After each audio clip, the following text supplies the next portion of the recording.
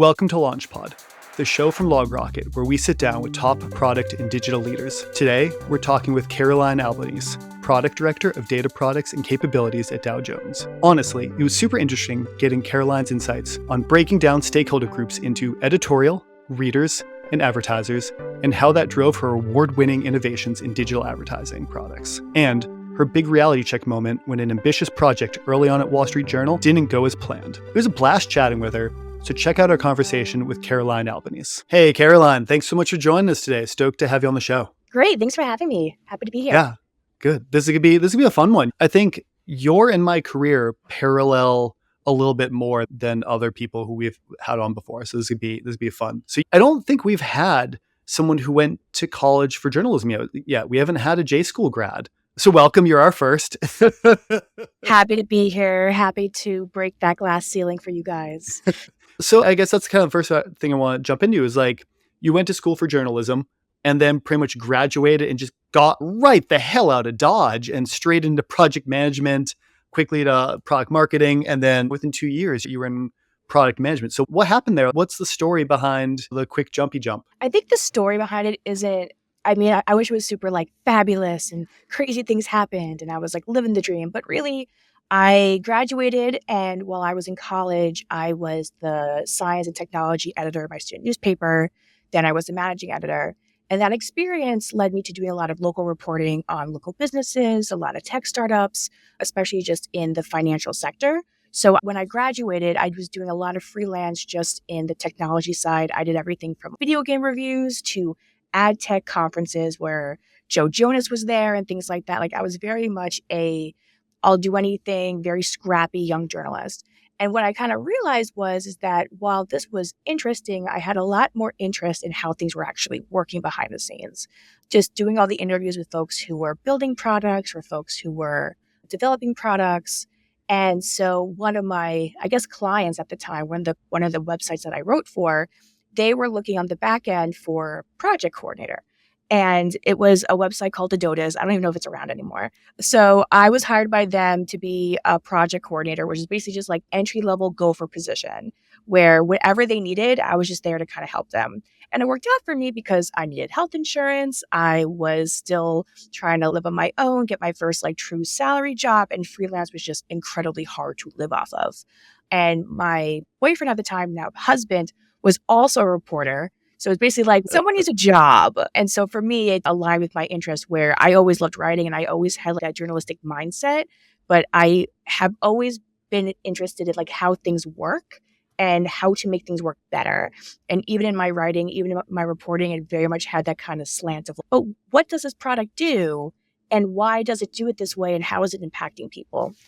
Mm-hmm. So kind of taking that led into project and the project lens, working with the engineers, working with the Marcom team, because I had that writing and communications ability, the head of marketing at the time was like, are you interested in product marketing? And I was like, does it give me more money? Okay. Like, again, like very new, very much okay.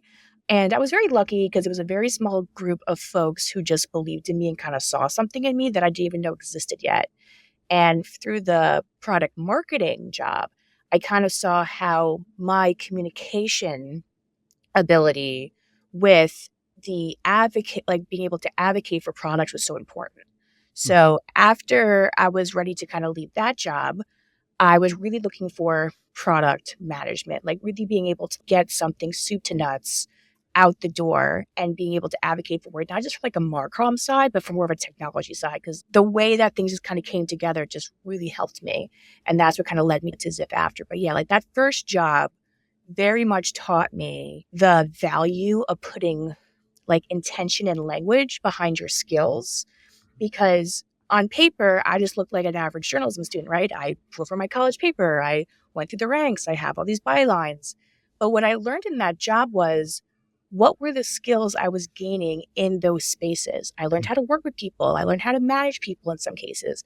I learned how to get to the core of a problem by asking a lot of very direct and impactful questions. I didn't waste time because I was so used to working on deadlines. Those things are so transferable that as a kid, I was like, I'm good at all these things, but I was very lucky to have way more senior mentors who were able to teach me how to take those what felt like raw ingredients and really used them to kind of start forging a path in my early career. I never thought about, but it's a good point that like the kind of prioritization and focus you need to take to, especially a freelancing career, if you can match that with just an ability to actually execute, and then the writing that's inherent in kind of your background, that's a strong recipe for success there. I feel like so many people fall down. Maybe they can execute well or they can prioritize, but if you can't communicate that, that's where I've seen so many people kind of get bottlenecked in their careers. They can do the job well, but if you can't communicate, it kind of really hinders you. So kind of great combo there. And then you jumped over it to Ziff Davis and into just like true capital P product management.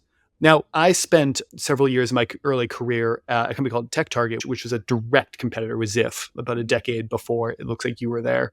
My takeaway from, and I work closely with the product team there, and my takeaway from what product management looked like there versus now and more recently in my career, the two are almost just completely different jobs. We had a bit of time separating us in those times, but is that kind of what you found? Like product management and advertising can have a large swath, and at one end of it is not. It's basically just packaging, pricing, and like ad units and stuff like that.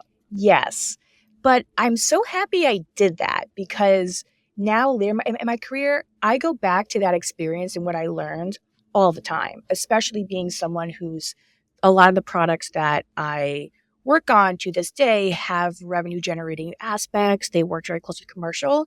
And I do think that a lot of PMs who I've met just in my career through networking or through just really interesting talks, that lack of being able to connect what you're building to why a business should care about it is always the one thing that's missing from really awesome ideas. And what this position and in that era of a product was still like kind of new in this kind of industry, that I was like a weird Frankenstein monster of a sales planner, a project manager, a designer, a product manager, where like I had a portfolio of products that I had to oversee and make sure got done. But it was so intense at that time because it was so focused on direct consumer sales, talking to clients, talking to the sales team, that it gave me so much insight into not just having an idea and making the idea happen, but once you actually build something, how do you get other people to care? How do you get other people, in some cases, buy it? And that is always something that I kind of kept close to my chest because I've had some of my best days at that job and probably some of the worst days at that job. But it was definitely something that really shaped kind of like my first job was more about understanding my skill set, putting words to things. This job was like, okay, like big girl pants. You got to learn what it's like to wear a lot of hats, work with a lot of different people, and still get things done. And I actually didn't realize how much of a toll that like took on me until after I left that job and then went into Slate. I think what you described there is kind of so illustrative of there's a lot of positions in the world where it can be a bit of what you make of it. So if you come in and it's just going to be, all right, package ad units and help work with sales to sell them, you can make it that. And maybe it's table stakes, you keep your job. But there's always these places where there's a lever for maybe career acceleration. And that's where you see through kind of the veil of the easy version of the job and into what could it be? And how do Yes. you, right? You almost take product mindset to the job itself of what is the bigger picture here? And it sounds like that's what helped you kind of move from Ziff to Slate was there's so much more to this than just ad packaging. And how can I look through this to what we're actually doing and create value for the company? And how does this value to the company kind of thing? So Yeah. And just to add to that, it also taught me the value of appreciating other teams that you work with outside of just technology. And I think that's a really important bit there because once I was working so closely with the sales folks, I think it's really easy to kind of have this idea of people who work in sales are like, they're there to look pretty and be social. They're like the cheerleaders and jocks of businesses, right? But by working so closely with them, I got to see how they would work, like some of them would work tirelessly to figure out, okay, what is it that you're doing? Explain it to me like I'm four. I only have 40 seconds to talk to this person. What is the most important thing about this product you want me to say to them? And that put me almost on the back foot at first where I was like, oh crap, like how do I talk about this to people? And that skill has stayed with me forever. And just like that, like respect where while I may throughout my career work with folks who are like, oh, salespeople again, emailing me. I always kind of have a soft spot of, no, they're emailing you because they need you. Right. They're emailing you Like, because they care. Like they want to do this right. yeah. Otherwise they go rogue and they just say like random stuff. And you're like, what did you sell? We don't do that. I've never seen that before in my career. No, So never, never. well, I mean, that's another example, right? Where you can do sales of just selling and you can probably even hit your number and be an accomplished sales rep. But then there's the version of the sales rep, which is the folks I love to work with, who I remember not here at LogRocket, but a couple of years back at a previous role, we had a salesperson who moved up and ended up being a sales director. I think almost became a VP at one point. But they worked with product management and were on literally like cross-functional teams that defined our product and how we were growing into new areas and adding services onto it. And they would work with customers to understand not just what they could sell now, but what they needed so they could help direct our roadmap. And just looking at, right, that's kind of seeing through that role into what it can be to really add value to the company. Yeah, and something I've also kind of taken from this job, like from the Ziff job in particular, is to this day when we have interns at Dow Jones or we have folks who are either transferring into more like commercial tech products versus like more like enterprise or traditional, you realize how much jargon there is and what does RFP stand for? Like just these small things. And you realize, okay, knowing what these terms mean and then being able to explain it to folks who are coming in really helped accelerate your team as well. Like we had a data scientist who came from DC. So he was very used to like Washington, government, like that kind of lingo. And when he was interviewing, he struggled so much when it came to figuring out where people were asking about it. Like, oh, if you did this with an RFP, because he did understand the jargon, but he had such great skill sets. And so during his interview, people were saying, oh, he doesn't understand things. Oh, he's dense, he's that. And I'm like, have we thought that maybe we're the problems? No, it's never us. It's always the other person. So what I did was that before one of his like last ways of presenting the project or whatever that he had to do, I messaged him. I'm like, BT Dubs, this is what these things mean. And I think you're getting tripped up. And he emailed me back, thank you so much. Let me make some changes. I feel so much better now. And he knocked it out of the park. We hired him. He's still here to this day.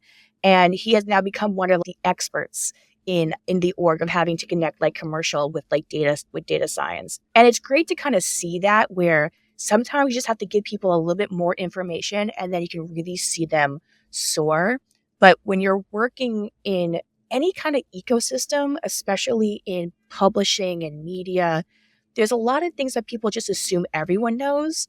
But then you talk to a normal person and they're like, what are you talking about? And that is, I mean, education is such just vital across orgs, no matter if you are kind of a smaller, maybe smaller pub like Zatara was years ago when you were there, or up to Dow Jones where you are now with Wall Street Journal and Barron's and Market Watch and IBD. And just the core piece there is people have to know what they need to know. And I think oftentimes we miss that. And we expect, because we spend so much time in our piece of the puzzle, we expect everyone has the same level of context and they don't. And just, I found so often you take that 30 seconds to just, here's the context, here's what this means, here's the background, and you can just see people switch on. And you can also see who doesn't and realize, maybe they're not long for here. And totally. And I think one good way to kind of test that internally, if you're like, do I do that? Ask your friends, ask your best friend, hey, do you know what I do for a living? And see if they're able to tell you. And you can be like a Chandler Bing where none of your friends know what you're doing and they lose their apartment over it. Or you may realize that, I do talk about my job in a way that other people understand it. And like my friends now know that I do ba ba ba for ba ba ba, not just like, I think she's a lawyer. It's funny that you bring that up. The running joke is that my in-laws, I've been with my wife for 20 years at this point, and they still don't understand what I do.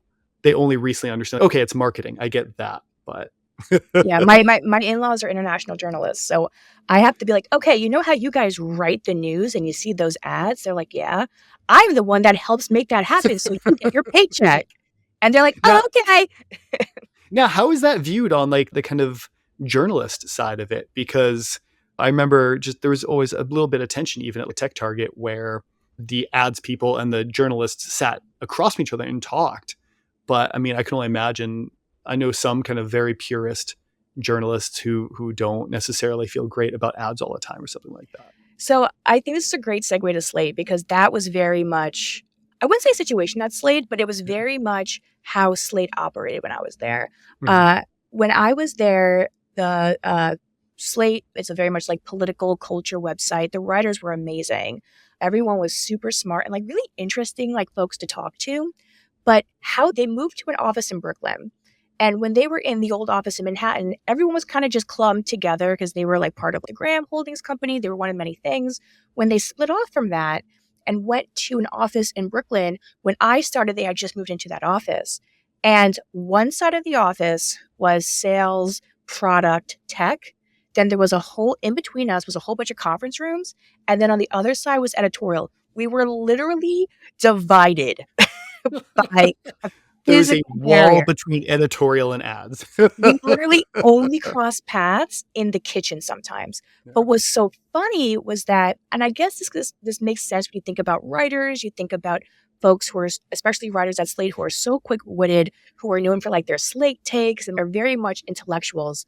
If you talk to these folks on Slack, they would type your ear off. Like they were so active on Slack. And Slack had all these different communities. They had like Bachelorette channel, where if you're watching The Bachelorette, we'll be talking about it. A Real Housewives channel. They had all the, of course, community, corporate, the women of the corporate, the parents of the corporate, like those kind of HR things.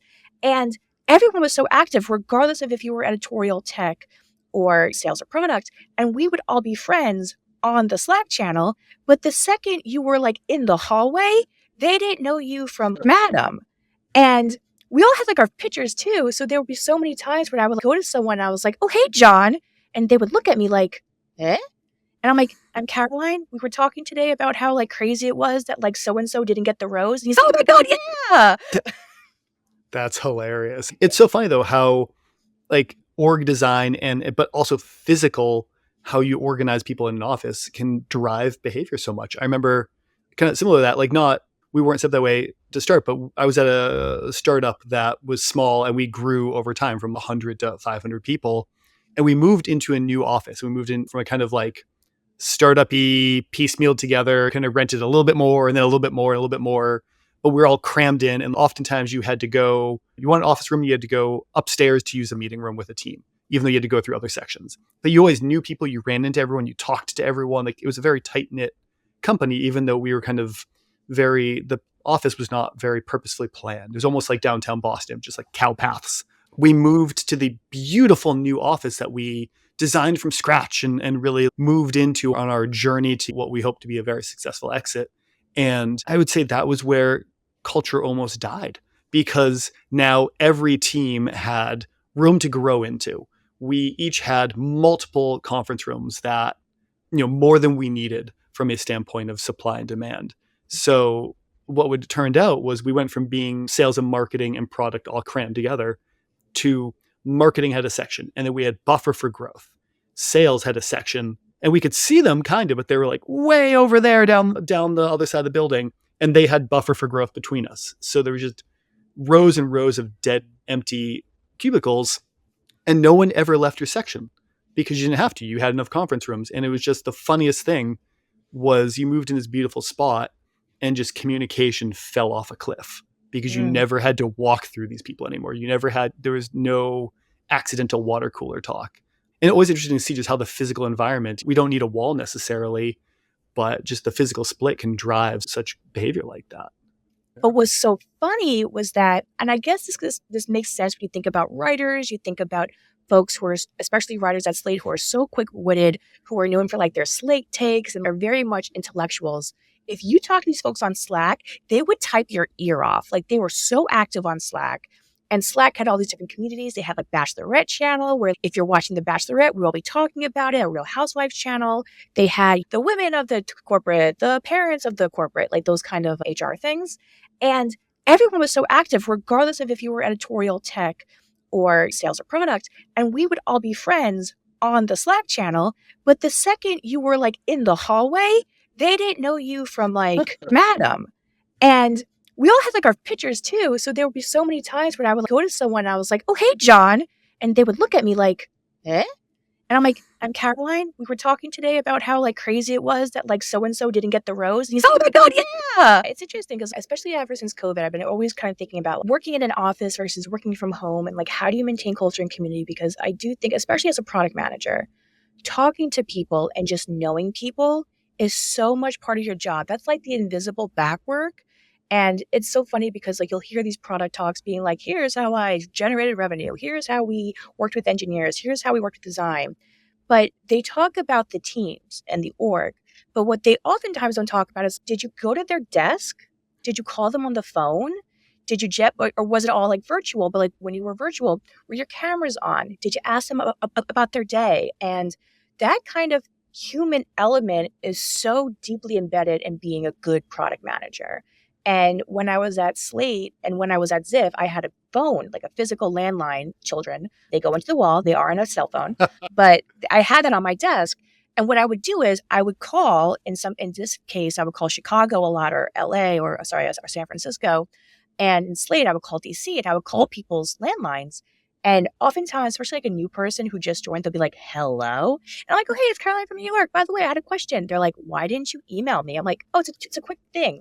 But just chatting on the phone, because then you get them talking. Oh, okay. How are you doing? How's your dog? How's your wife? You start knowing these people's voices. You start knowing who they are outside of the input, outputs, deliveries of their job.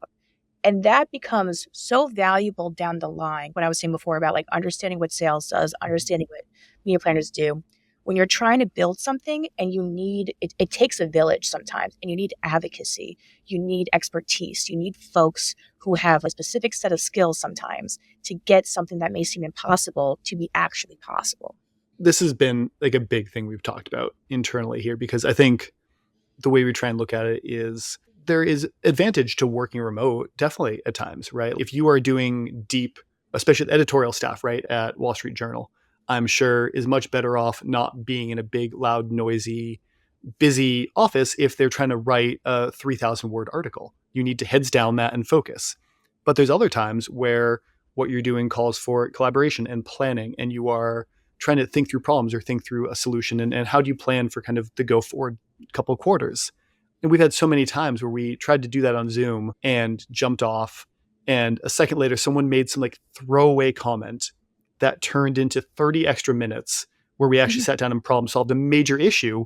And that never would have happened in a more kind of regulated Zoom focused or virtual focused environment. Yeah. So firm believer that there's work that's great for solo heads down by yourself. There's work that's great physically co-located, and they're not all the same. So when it comes to it, adaptability and like what works best for like individuals. I worked with a couple of folks who have, because one thing that virtual does offer that I always have to remind folks is the accessibility aspect, in that I've worked with some incredibly brilliant people, but I've also worked with folks who are just as brilliant, but they have disabilities or they had mobility problems and they could not physically come to an office.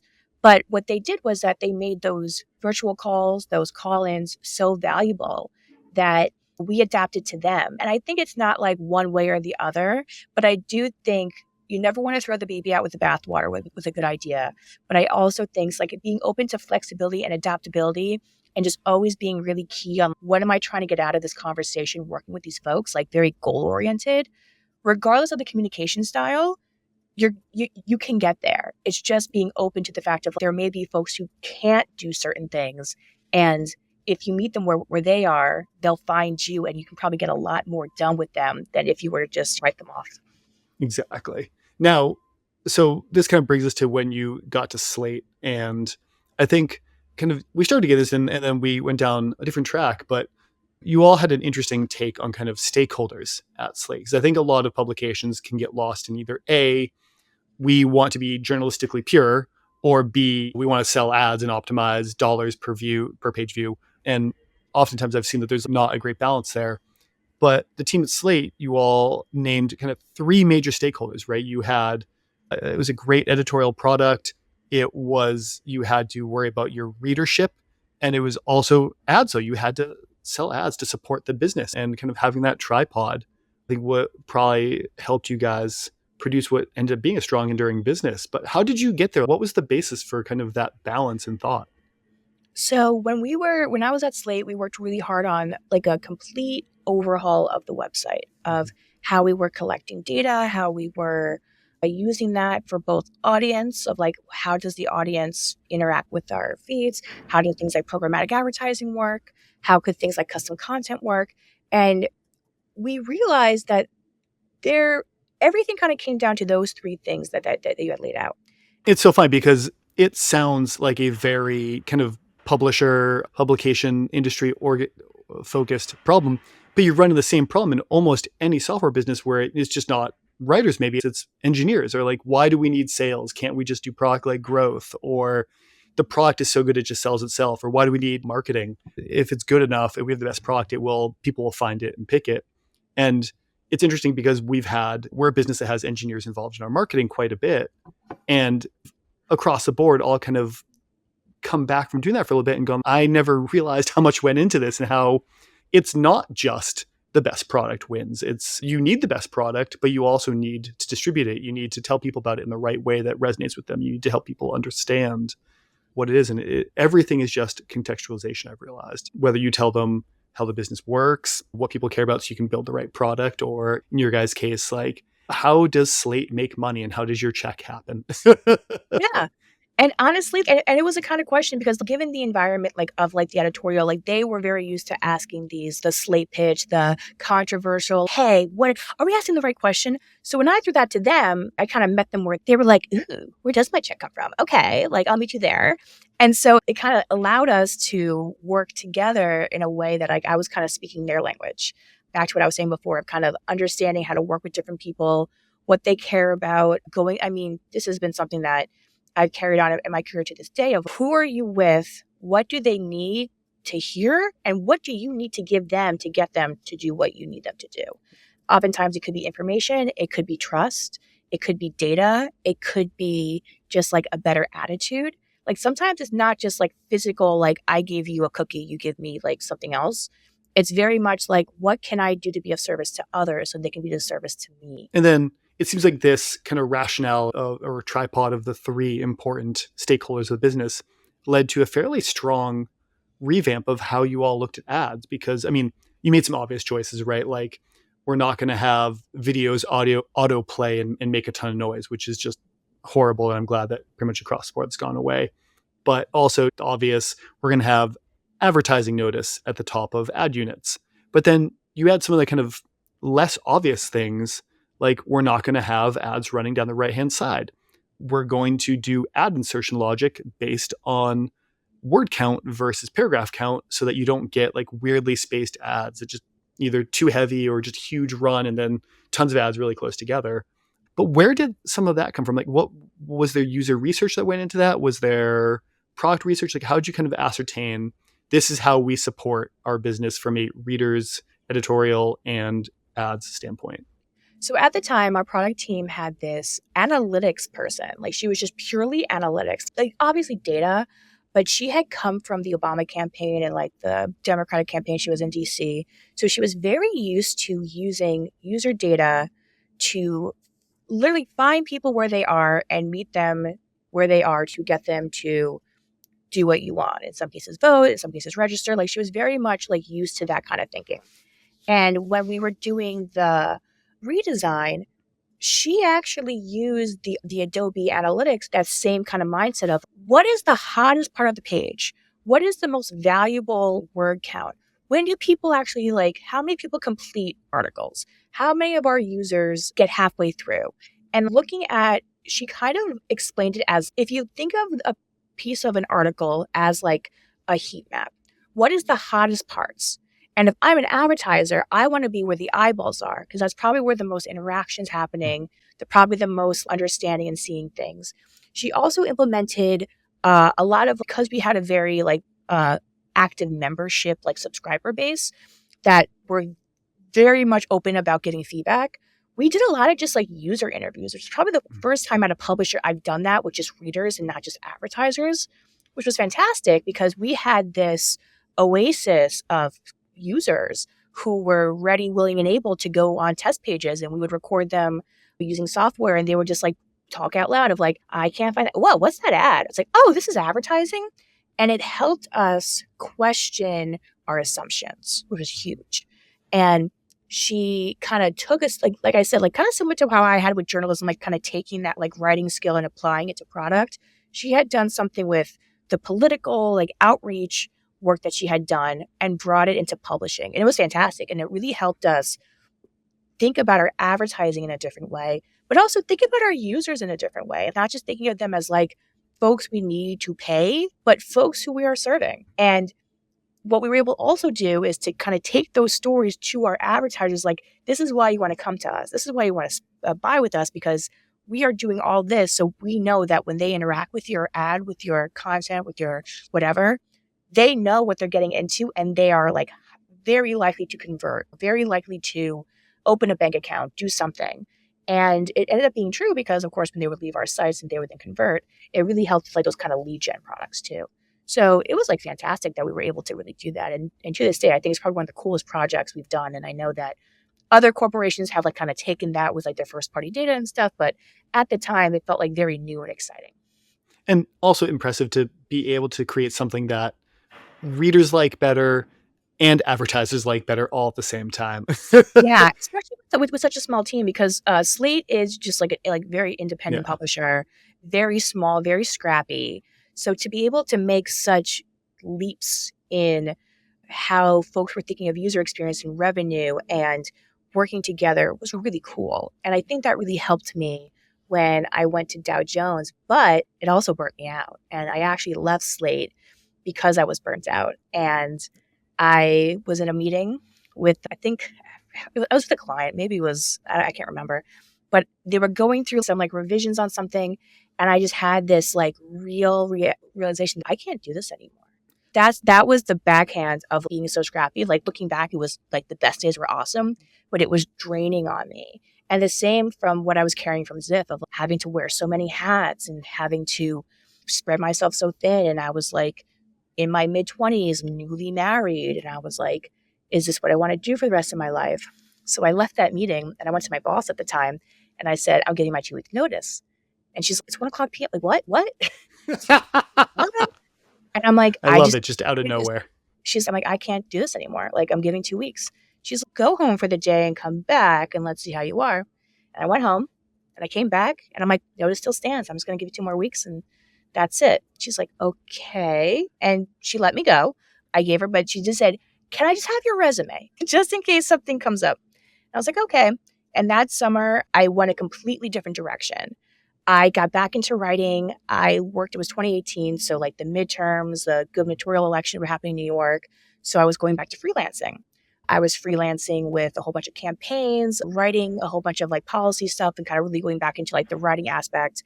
I went to grad school for a year, learning like public policy. And I really thought that I was going to make another career change, just like I had in the beginning, going into policy, working with stuff and getting things going. And then my old boss from Slate reached out to me and she said, hey, I have a friend at Dow Jones at the Wall Street Journal. I gave him your resume. He's really interested in speaking to you. I know you're out like saving the world and hugging the trees, but do you want to meet? And because she was like a wonderful manager, like she really was. And I was feeling like my cup was getting full, but also I still had doubts. Like it didn't feel as right. It's when you're doing something like, I could do this, but do I want to do this? I don't know. And I'm like, okay, well, we'll give product one more time. And that's my interview. That was my interview at Dow Jones. And I had one interview and I met with the team and they're like, do you want to work here? We're starting a brand new team. We're rethinking how we're doing advertising. We're rethinking how we're trying to use our first party data. Are you down? And I was like, okay. And I ended up joining 2 months later, like once everything kind of got settled in. And I ended up joining 2 months later. And I went back to planning it. I've been here ever since. And so, I'd say 6 years later, you're still there, but more than that, I mean, it's been a pretty successful 6 years. I mean, it just kind of, I think recently came out, Wall Street Journal is ranked #1 media brand for advertising equity.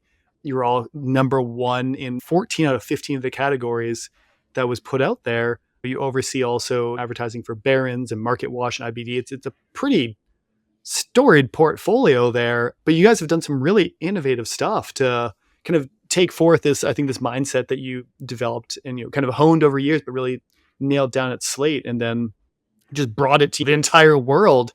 via all the Dow Jones properties here. But I have some questions on it because I see there's been a lot of talking about kind of the four pieces of thematic, safe suite, project insight, trust direct as kind of products that underpin the ads function at Dow Jones. And there's been some awards around best first party data and stuff like that. I understand wholly how this makes advertisers happy. Where does the reader fit into that piece of it? Like, how is that kind of improving experience for the reader at the same time? So what we've learned here is that very much like a high tide lifts all boats. By having the paywall, right? That the paywall Mm-hmm. that was meant to help monetize editorial and being one of the first to do that with our content, it allowed us to very much like what I had actually learned at Slate was to understand our users, understand how they are behaving, and to provide them with better editorial, better personalized editorial, better ad experiences, but also like just better ads because it's based on the audiences and their interests and the audiences and what they're reading. So if you're not someone who's interested in like real estate or boats and you're getting ads for that all the time, you're like, but if you get stuff that you're actually interested in, and of course the ads are high quality, beautiful to look at both in the paper, in the magazine, and off, that like high quality, it actually leads to a much more premium experience across the portfolio. And I think that mindset, both in print and in digital, is really what helps bring everything together. And that treasure trove of data, being able to use that to make decisions, to make things better for both advertisers and readers, and the experience of being there together has helped the company continue to grow. I mean, clearly the results speak for themselves that it's worked. Where I still remember years back when there was trade publication writing about Wall Street Journal taking the wrong path and focusing on monetizing subscriptions and people kind of laughing at the idea of getting people at scale to pay for subscriptions to something like a newspaper. And years later now, take us to present, it's been a phenomenal success. And there's like millions of subscribers to the Wall Street Journal that pay for access. And it's a thriving part of the business, but also just something that allows you guys to operate probably in a different way. But it really shows that focus on both advertiser experience and reader experience can happen at the same time. Now, there's one question I do want to ask about kind of specifically is we talked kind of a little bit before we jumped on to start recording.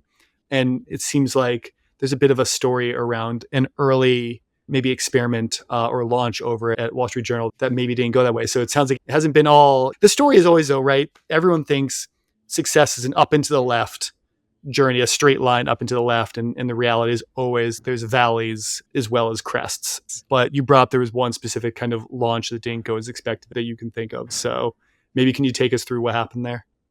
Absolutely. So this is when I came back. So again, as I said, I had that summer, like I used to call it my summer of Caroline. I had that grad school. Like I felt that I was kind of like, I'm coming in with a new perspective. And I got a little bit too big for my britches. And we had this new team and they had some extra caps set aside for like innovative products. And I'm like, we should have our ad creatives be like tailor made for the journal. And I, again, very much like boiling the ocean, being able to get ad creative from the media planners or from like the media sites, they're like the 300 by 600, like those stuff, and putting them through some kind of like WYSIWYG tool that could be like, this is amazing or this is trash. And so I didn't realize how much goes into, of course, like understanding images, by the way, like being able to read images, being able to understand text, being able to like have like actual recommendations that were specific enough that a media planner or can go back and say, hey, can you like make this purple? And also how many advertisers would say no, because we spent years getting This is that. our campaign. Yeah. So that project did not move forward. And I remember talking to my manager after that, okay, I guess I'm fired. And he was crying. It was a good run, I guess, while it lasted for a short time. Because it kind of just showed, and I think that's kind of like that if you were like really into something, you need to have folks around you to check your like sanity. And that's definitely what happened. Like we all got very high off our own supply in that situation. But it definitely taught me the power of no and the power of, wait a minute, what are we not asking here? It just shows you can have a great, powerful idea, right? And there can be pieces that are really valuable. I'm sure you guys learned a lot that still is in use, but Yeah. not everything's successful. But it's, the power of having people to double check you is always a strong one. I mean, right, if you think about it, companies spend years understanding who they're marketing to, what they care about, how to message it. And I mean, as a marketer on my end, if I had a publisher telling me I had to change it, I think my reaction would probably be similar. So, Yeah. but It's like, no. but you don't take the big swing once in a while. You got to take the big swings once in a while. You got to be That was okay very failing much once that. in a while. So, Yeah. well, Caroline, I don't want to steal your entire day here, but it has been fantastic having you on. Really appreciate you coming on and telling us all about the successes and the failures and being open about the L's now and again. From a standpoint of kind of post, if people have questions they want to follow up with you, they want to ask you more, what's a good place to find you? Is it LinkedIn? Is there anywhere else? Yeah, so there's LinkedIn. You can find me at Caroline Albanese there, but also on Twitter or X, whatever they're calling themselves now, is at @CAlbanese. You can find me there, and that's really it. Awesome. Well, it's been great having you on. Thank you so much for coming on, and hopefully we get to chat again. Same. Thanks, Jeff. Bye.